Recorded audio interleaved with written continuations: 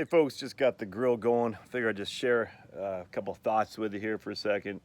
As you can see, it's my t-shirt. It's about 60 degrees here in Georgia in the first week of, hey buddy, the first week of December, or the first week of winter. And life is good. Look at that behind me. It's just, man, beautiful. I mean, it's, obviously there's no, the leaves are gone, whatnot, but as you can see back there, it's just freaking gorgeous. It's a gorgeous place. Some people, I'm gonna come my post where I talk about atheism and stuff, and some people really offended. I should stay to financial planning.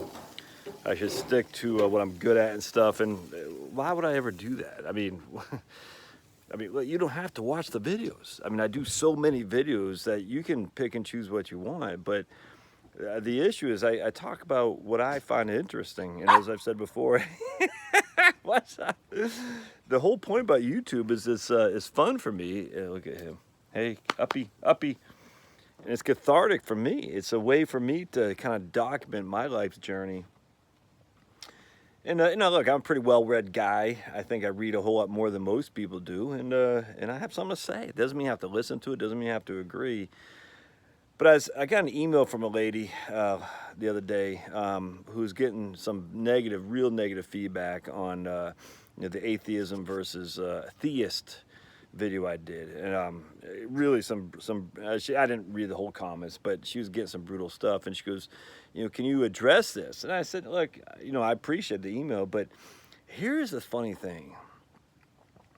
The reason I do videos, more than just financial planning, but on stuff that is controversial, but for me it's not, climate change, my belief in the being a born-again Christian, for sure, whatever else the SEC, the insanity that's the Southeastern Conference always getting the bid to the playoffs and whatnot.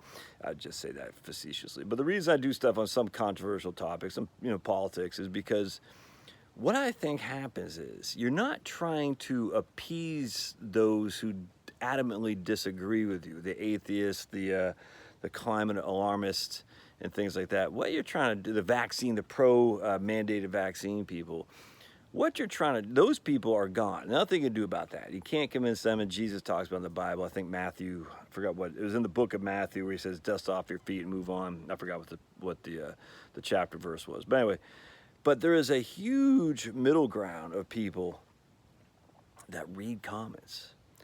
And the funny thing is as the more belligerent, vitriol, and angry one side is, the more the people in the middle are going to say, why are they so angry? Because anger drives people away. It's a repellent. It really is. Love and hope are what people are desperate for.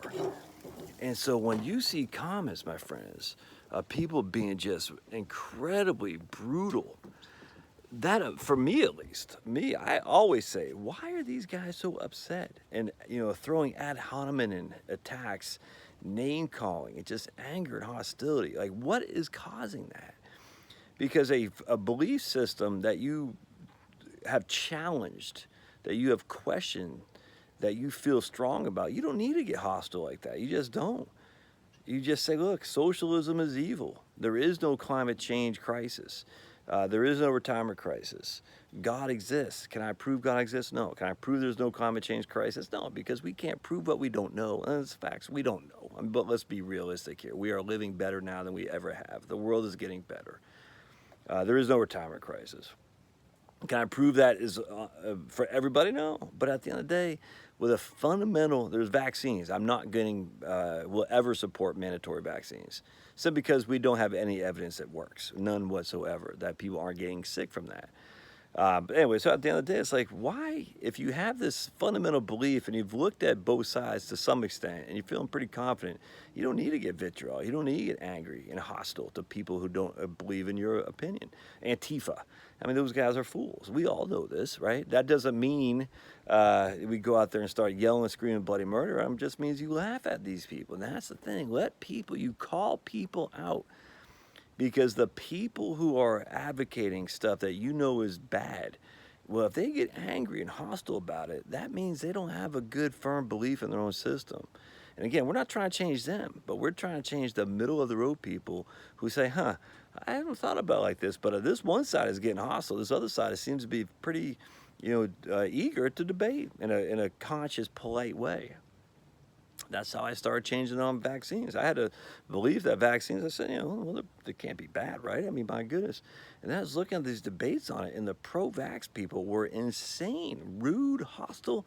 I said, why are they so hostile? And it wouldn't be with science. It would be with ad hominem and just attacks on, and just straw men. You must be Janet McCarthy. I said, that's weird. I'll never forget. I went in sympathetic to their viewpoint. And then I said, why are they so, I mean, if you're so correct, why are you so angry? It's nuts. Anyway, and so that's why I do some of these videos, not to try to convince others, atheists, pro-vaccine people, but to say to other people, look, you're not alone in your channel. Look, can you see him? Look at him. Oh, look at handsome. Yeah. Yeah. Oh, yeah. You're not alone. There are people who see things like you do, and it's okay to ask. It's okay to ponder. It's okay to question. And what you want to do if you're coming from my side, which is the freedom perspective, which I think is the correct side, is you want to be open-minded, you want to be polite, and you want to be respectful, but at the same time, you also got to mock what evil is. Evil hates to be mocked, and that's why I got to mock Antifa, that's why I got to mock socialism, that's why I got to mock things like the Green New Deal, because it's evil, it's watermelon, it's socialism wrapped up in environmentalism. That's why you got to mock people who say, oh, the science is on vaccine there. It's not there, it's just not there. So you got to mock these people, but you do it in a funny way to say, I'm laughing at you. You don't do it in a belligerent way, not with vitriol, because at the end of the day, anger, hostility drives people away. Fun, smile, joy, that brings people to you. All right, we'll see you.